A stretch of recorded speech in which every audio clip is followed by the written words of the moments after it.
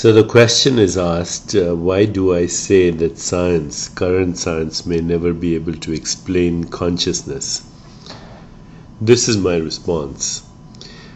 Any scientific theory that we have is conceived within consciousness and therefore cannot explain consciousness because it's an offspring or activity of consciousness within consciousness. Furthermore, science being based on a loop of theory, experiment and observation forgets that theories are conceived in consciousness, experiments are designed in consciousness, and observations are also made in consciousness. So consciousness comes first, and science is an activity within consciousness. Furthermore, science is based on a physicalist ontology. Physicalist ontology means that it assumes that physical matter is fundamental when in fact all physical matter is also experienced in consciousness. In fact, physical matter is nothing but space-time events in consciousness, and that includes quantum phenomena. I've mentioned earlier, I think, that Hans-Peter Duhr, the former director of the Max Planck Institute, does not use the word subatomic particles anymore. He calls them haps or happenings or space-time events within consciousness.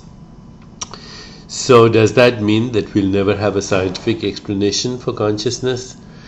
Well, it definitely means that the science that we currently have, which is based on subject-object split and a physicalist ontology and the assumption that the world is material, will never be able to solve the problem of consciousness, what they call the hard problem of consciousness, which means current science will never be able to answer why there is subjective experience or any other quality of subjective experience, which is called qualia. So color, form, sound, touch, taste, smell, and emotions such as love or compassion or joy or anger, hostility, anything that we feel subjectively has no answer in science. None whatsoever, not even a plausible theory.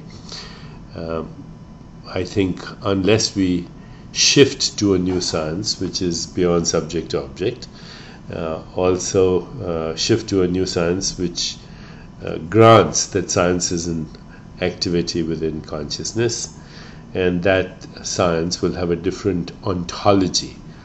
That means a different understanding of fundamental reality, and that will be that qualia are more fundamental than quanta.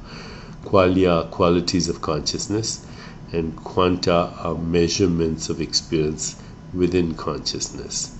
Then and only then will we have a more expanded science that will be able to explain consciousness. I hope that makes sense.